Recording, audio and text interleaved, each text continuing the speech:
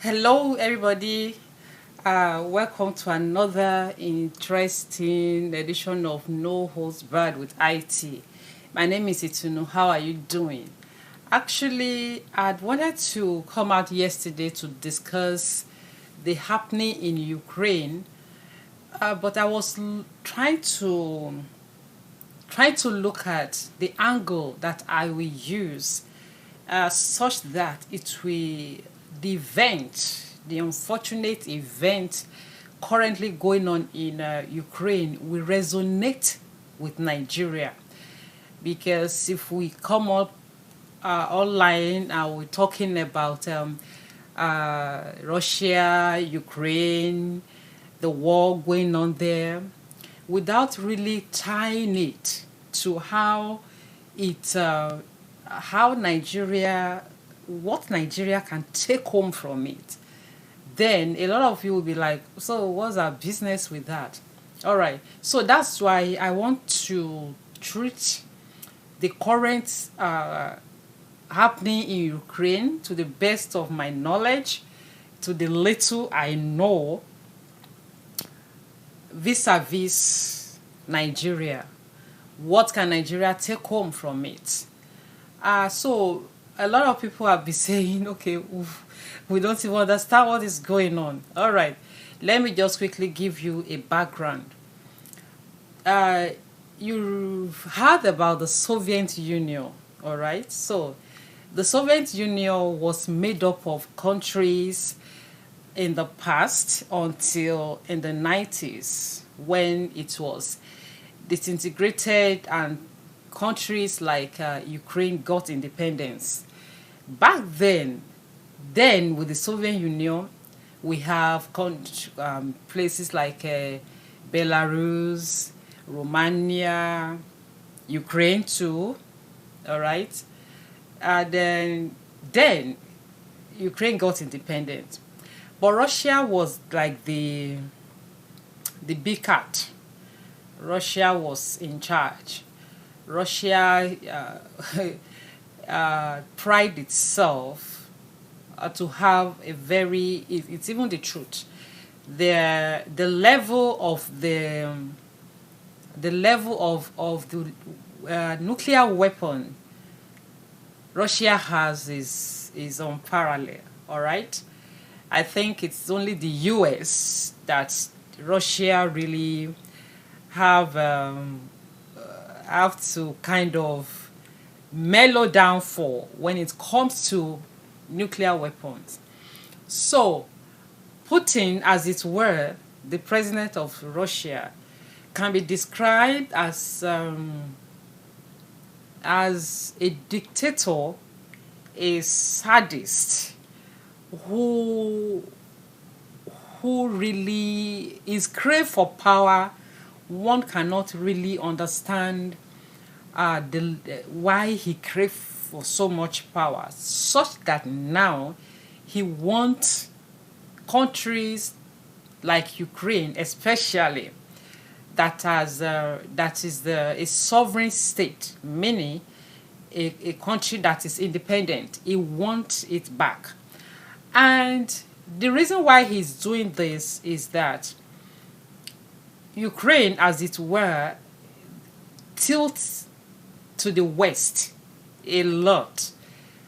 For instance, even during this yesterday, President of the U.S. Joe Biden was on the phone with the President of Ukraine for like 45 minutes, but he refused to talk to Putin. All right, so right from time, Ukraine has been is tilted towards the west, and that angers Putin. So it's like I would want to describe the attitude, the simplest way you can understand it, the attitude of Putin as a jealous man who loses a girlfriend to a better man. And he became jealous and he wants to do everything that he think he can do to undermine the man that his ex has gone with. I hope you understand that scenario. So Putin is all out to take Ukraine. And honestly, the threat has been on for a while, trying to blame the West that if he took over Ukraine, it would be the fault of the West. Now, if actually Ukraine is almost overrun, and right now what NATO is saying is that NATO, I'll explain, NATO is the North Atlantic Treaty Organization, which comprises 30 nations, nations in Europe, including America. The ones you can liken to our ECOMOG in, back then. So NATO has troops, and the NATO was established in 1949. The purpose of this establishment is to put world leaders at bay, is to kind of clip the wings of some world leaders that might want to get overboard. There was a time Putin was threatening to detonate nuclear weapon. He's as terrible as that. So what NATO, if NATO did not come in immediately now into Ukraine, it would be a disaster. But what really got to me in this situation is that why are civilians being attacked? In wars that we have read about, I've not witnessed any war. During Nigeria's civil war, I was still little, so I didn't really know anything. But what we've read about war is that civilians are usually protected. Civilians to some extent can go about their normal duty, up to some, and go to the market here and there.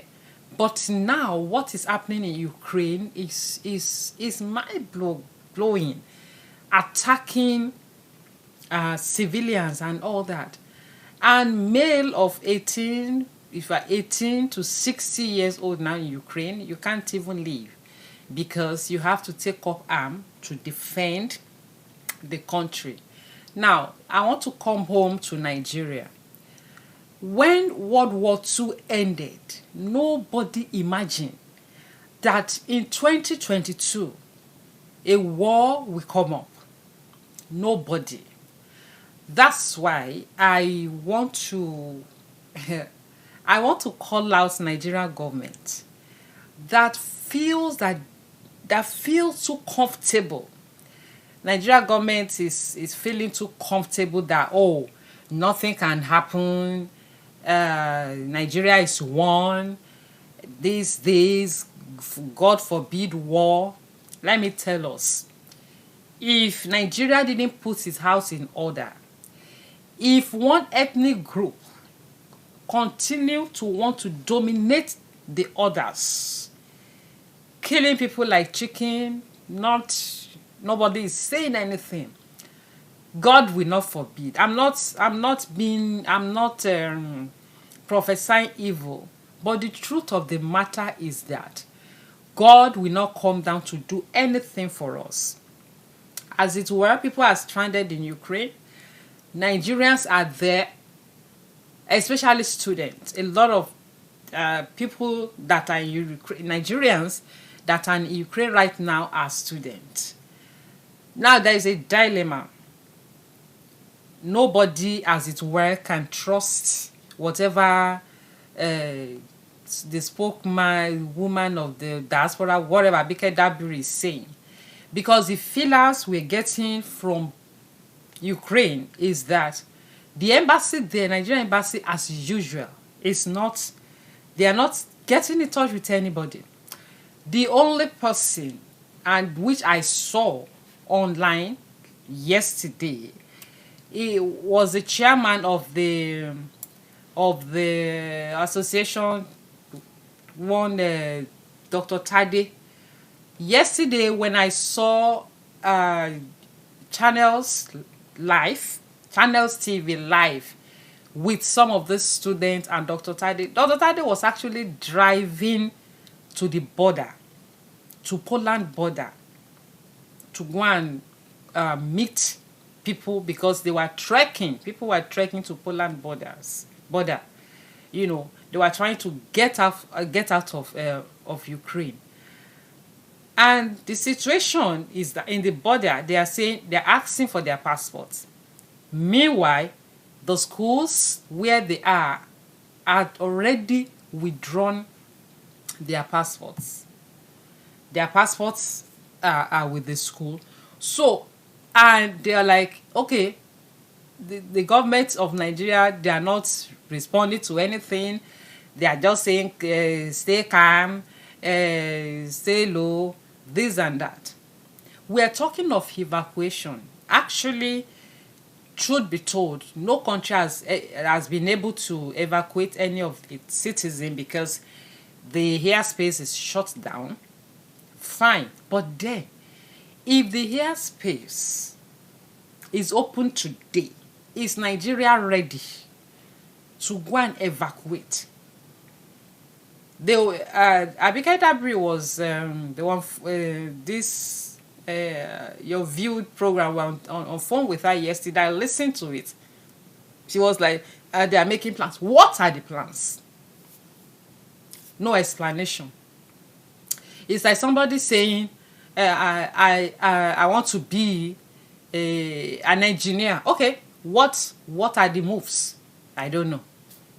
Actually, she didn't say specific. I mean, outrightly that she doesn't know. But then that's what she was saying implies. As usual, they are not ready. Some countries did. Those students were saying some countries mounted camps, tents for them for their citizens, even at the border, so that as they are coming, they are entering somewhere. Nothing of such. They are just saying keep low, don't panic. Why would they not panic in the face of war? So we saw this thing circulated. I hope maybe you have seen it, that some numbers were made available, so that's Dr. Tade's number. If you know people that are in Ukraine, these are some of the numbers they can call and get help. And again, there is a young chap, Tolulope Osho, young chap, excellent, who I saw a while ago on Adeola Fayem's show. She made a live broadcast with them, and this guy, a student, stayed back in Ukraine and is helping people. The capital, and he's helping a lot of people. He said something that really touched me. He said he cannot leave. He had the option to leave, but then he cannot, because he wants to help people. So let us be careful not to say nothing will happen. Some people are terrorizing others. Some ethnic groups are terrorizing others, and then we are like, God will do this, God will do this. The bane of diplomacy in the first place is tolerance. You have to tolerate each other. Inclusion. You can't say some people are not, some people are more superior to the other. We have to accept others. That is the essence. That is the essence of diplomacy. That is the essence of being together. Respect one another, inclusion, tolerance, and all that. There is a saying in my language that if you push a goat to the wall, you, the owner, it will face you. So let's learn from what is happening currently in Ukraine. What can Nigeria take home from it? The take home is that we cannot, no ethnic group, Russia feels it's superior to the other. Let me show you those numbers again in case you want to see them. Russia thought it's superior. Putin in his mind thought that Russia is a big cat, superior to other countries that comprise Soviet Union. Then this Ukraine we are talking about, Lithuania, Belarus, etc. Russia dominated the Union. So in summary, we we can't continue. One tribe cannot continue to humiliate the other, and we think that everything will be fine. No, it cannot. I know Nigeria are very religious people. Any little thing, God will help us. Any little thing, God forbid. If we don't put our house in order, this is what is happening right now in Ukraine. Is just quest for power. One party want to dominate the other, and those ones are saying no. We are sovereign. We are a sovereign state. We've gained independence. Why will you take us over again? So, people, let me know your thoughts. And those, if you know more, I just gave you the little. And it's not that I can tell you more history about the Soviet Union. Like I said at the beginning of this video, if I begin to mention Kosovo, this, that, you'll be like, okay, what's he talking about?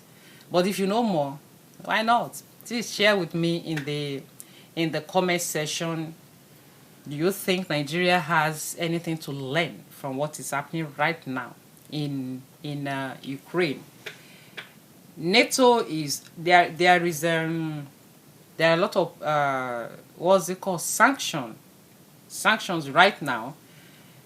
UK, for instance, has released troops to go and help them in Ukraine.